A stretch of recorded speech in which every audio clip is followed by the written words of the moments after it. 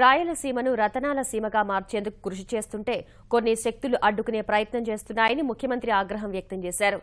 జూపాడు బంగ్లాలో ఆహార శుద్ధి యూనిట్కు శంకుస్థాపన తర్వాత మాట్లాడిన స్థానిక ఎమ్మెల్యే నందికొట్కూరు ఎమ్మెల్యే ఐజయ్య వ్యవసాయ భూముల్లో పరిశ్రమల ఏర్పాటుపై అభ్యంతరం చేశారు. ఎమ్మెల్యే తీరును తప్పుపట్టిన సీఎం కొంతమంది అభివృద్ధిని చూసి ఓర్వలేకపోతున్నారని మండిపడ్డారు. అభివృద్ధిని అడ్డుకుంటే సహించే లేదని హెచ్చరించారు. స్లోగన్స్ బయలుదేరినాయి. మళ్ళా ప్రత్యేక రాయలసీమ కావాలని అంటున్నారు కాబట్టి అవన్నీ జరగకుండా ఉండాలంటే రైతులకు మేలు జరగాలంటే ఖచ్చితంగా కూడా వీళ్ళకు ఇక్కడైతే మాకు అగ్రికల్చర్ యూనివర్సిటీ సెంటర్ కానీ లేకుంటే సెంట్రల్ యూనివర్సిటీ కానీ స్టేట్ యూనివర్సిటీ కానీ కావాలని మీకు సార్ తరఫు మీ అందరి తరఫున మన సీఎం గారిని కోరుకుంటున్నా. ఏ విధంగా డెవలప్ చేయబోతున్నారో వైట్ షీటు పత్రాన్ని ఒకటి విడుదల చేయండి. మీ ఇష్టం వచ్చినట్టు మీరు తీసుకొని పోతే కనుక ఇప్పుడున్న ప్రజలకు ఏమర్థమవుతుంది?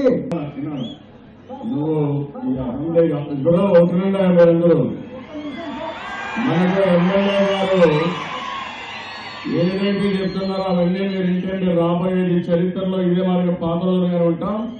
ఇలాంటి ఫ్యూడల్స్ మెంటాలిటీసే ఉంటాయి. మీకు కావాలని మీరు డిసైడ్ చేసుకోండి. మీకు మంచి కావాలా లేదా? మంచి కావాలని గట్టిగా చెప్పండి. ఒకటి ఎమ్మెల్యే గారు చెప్పండి. అదే వాళ్ళ పబ్లిక్ సెంటిమెంట్.